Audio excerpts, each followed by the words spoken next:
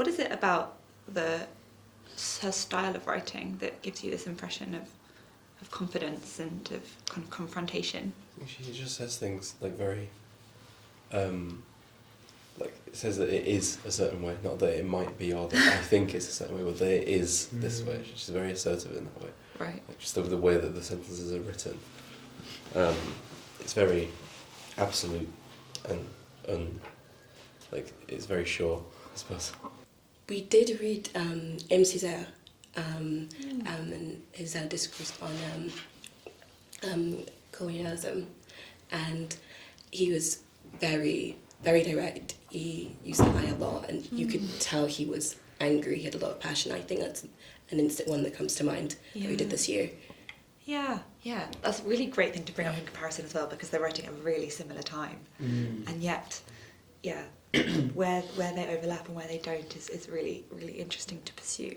Thus, as against the dispersed, contingent and multiple existences of actual women, mythical thought opposes the eternal feminine, unique and changeless. So what categories are we dealing with there in terms of gender? Dylan?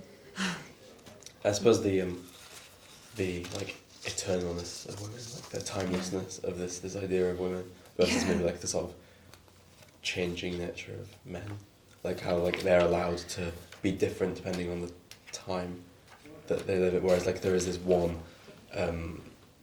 idea of women which has persisted. But is that what she's actually... Yeah, we're getting to that. But is that what she's actually saying here? The existences of actual women against those mythical thought opposes the eternal feminine. Yeah.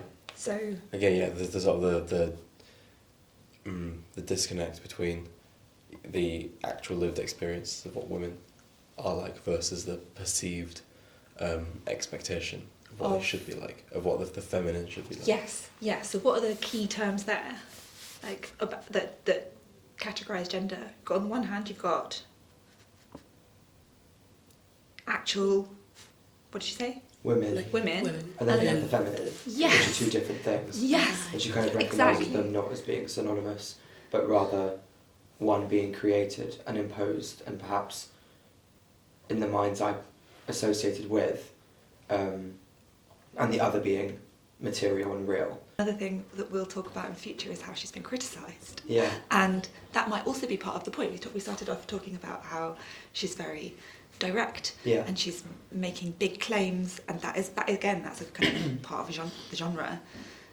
And that also might be kind of something that she's giving kind of the discursive world to work with in future. And I think this question of the woman versus the feminine, the man versus the masculine, are key. That she doesn't invent these, obviously, which she's not claiming that she does, but the way that she's using them are key resources for later work. That to go back to what we were talking about at the beginning, it's like what readers can get out of this.